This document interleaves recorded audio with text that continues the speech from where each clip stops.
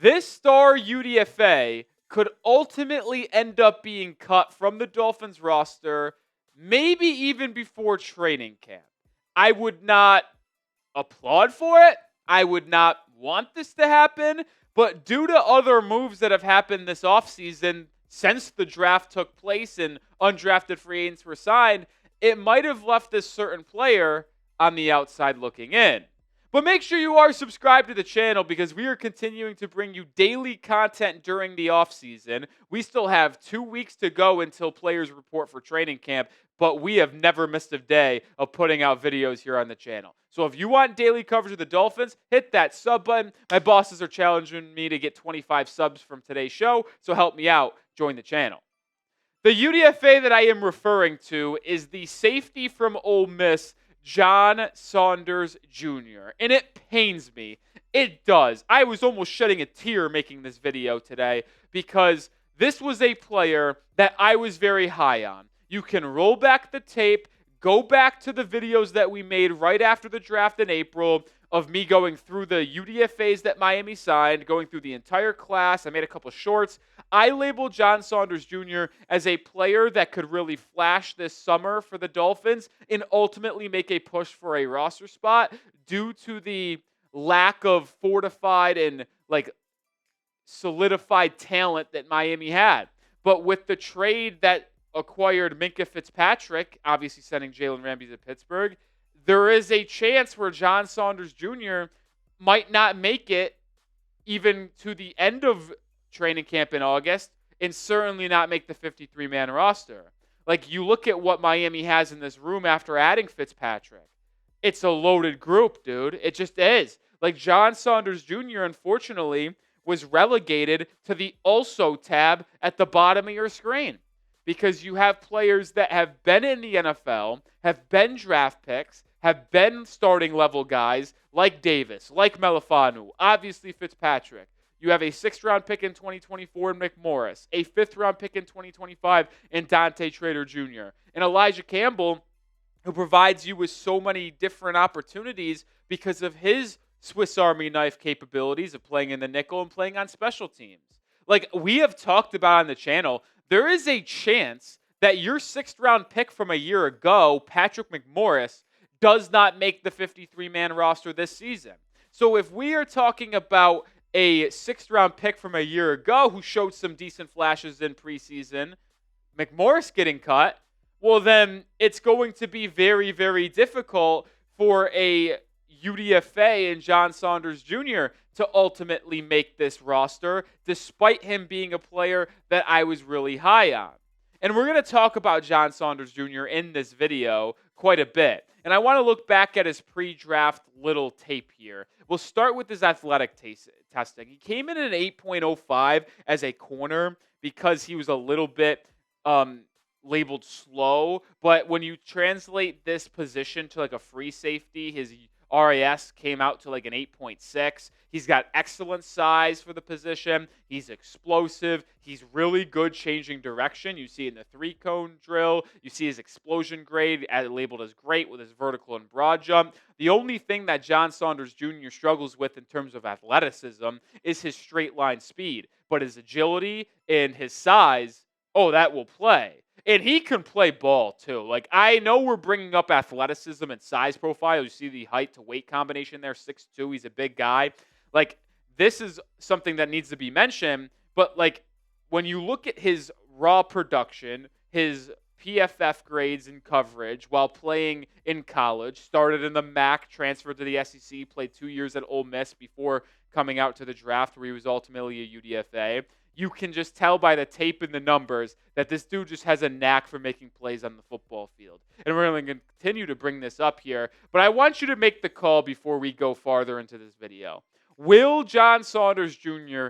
get cut from the Dolphins roster? Type Y for yes, type N for no. Pin comment on today's episode. So if you hit with YouTube ad break, scroll down, let it play, and answer the question.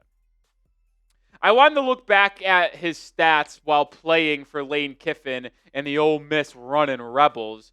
He was a starter full-time after transferring from the MAC for 2 years, 2023 and 2024, where he played 13 games each season. So it's not like he dealt with injuries. No, he played. And he just had a knack for making plays and forcing turnovers. I mean, you see it. This past season, he had 4 forced fumbles. He had 6 interceptions, 3 coming in each of the last 2 seasons. That is elite level stuff there. He had a way of being around the football, making plays. So this is one of the many reasons why I was very happy and optimistic about him being a player that can make a push for this Dolphins roster when they sign him in undrafted free agency just after the draft in April. Another reason why, his versatility. You look at the snaps he played in the SEC at Ole Miss, he did a bunch of everything. The primary amount of his snaps actually came from the slot. And it's actually very jarring to me that his snap distribution in the 2 years playing in the SEC were so similar. Like the slot snaps, 5 apart. The free safety snaps, 39 apart. The box snaps, 2 apart. Corner snaps, 6. It's almost like they had a snap count on each position he could play. That's how similar it was. But it also illustrates the versatility he can bring to the table.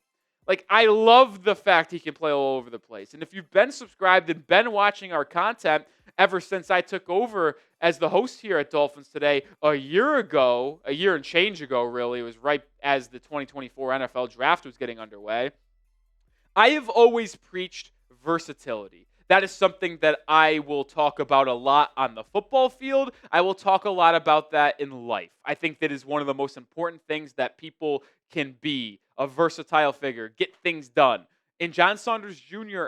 does that. He can play cover in the nickel. He can stop the run playing almost as a speedy linebacker, and he can play that free roaming safety as well, which is why it is hard for me to make this video about him potentially not even making it to the end of August. And you look at his coverage stats as a member of Ole Miss. So he played in 2 seasons at Ole Miss. He played 912 snaps in coverage.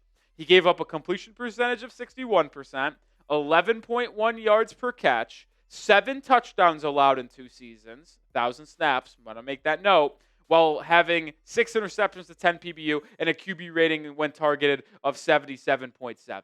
So he is versatile. He can play multiple different positions. He can make plays in the run game as well as in the pass game. And he had good coverage stats. There is a reason why I felt so strongly about John Saunders Jr. after we signed him in UDFA. I loved the signing. It was one of my favorite. The 3 favorite signings that I had undrafted free agency was John Saunders Jr., Andrew Armstrong, and Eugene Asante. And I still like John Saunders Jr. I still want to have him get a really good chance to make this roster. It's just a little bit unfortunate where the Dolphins safety room is currently at.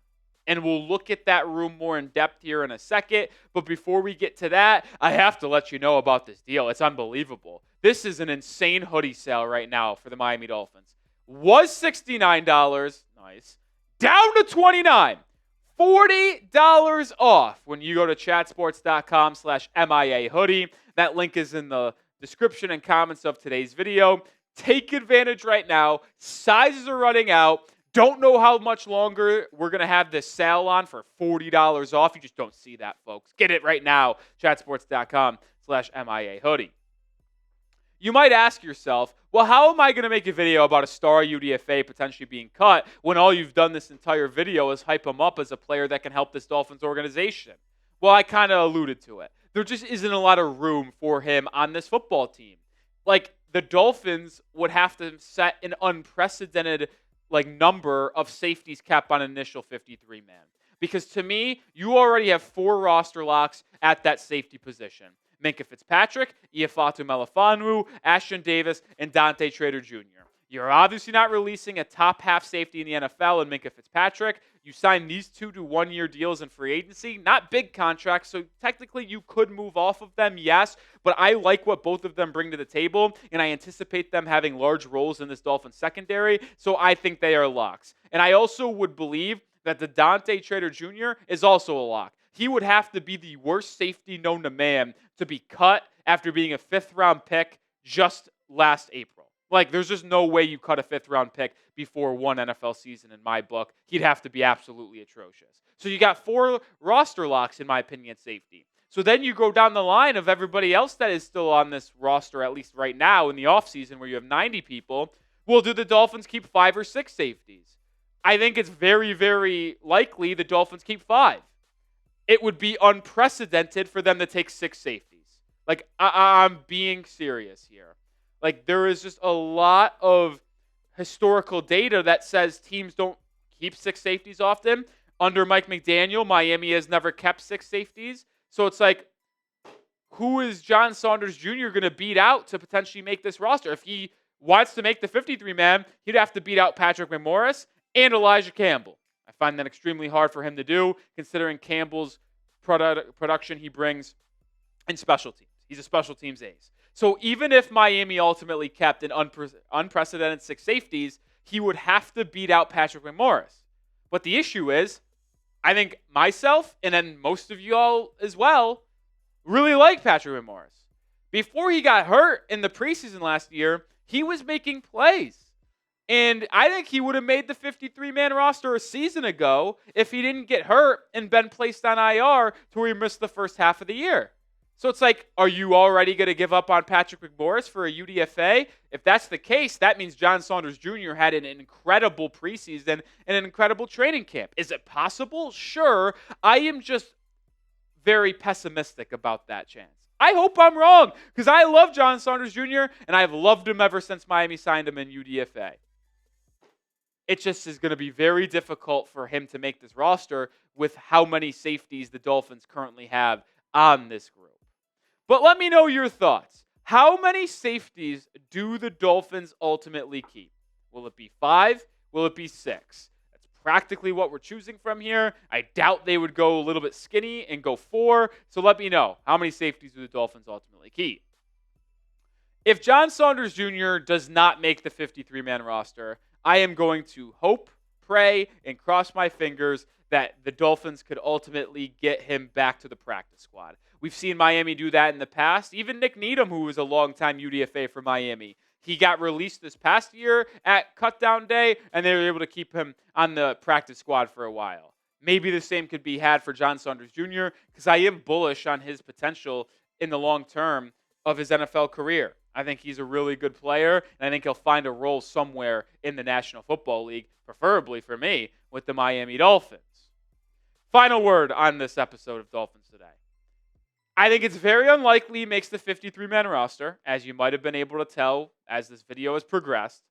But it's not like he will actually be cut before training camp or before the major shrinking of the roster from 90 to 53, right? He'll be around for the full training camp. He'll play in all 3 preseason games Miami has against Jacksonville, Chicago, and Detroit. And hopefully he'll be able to showcase enough to where Miami wants to stick him around. And who knows, maybe in his case, maybe he does play good enough to earn a 53-man roster spot. But I hope the best for him. I just think it's going to be very unlikely for this guy to make it. And I know it's a player that I've really liked. I know it's a player that most of you guys in the comment section have really liked. So it's an unfortunate situation, but it looks bleak for John Saunders Jr. after you acquired Minkah Fitzpatrick, because adding another safety was really never in the cards. We'll watch how this story unfolds as we get into late July and August for the preseason and training camp, which is why you need to be subscribed to the channel. We'll have daily training camp updates, news, rumors, live for preseason games as we inch closer and closer to the NFL season in September. Subscribe now and join us here at Dolphins Today, because we're a great family.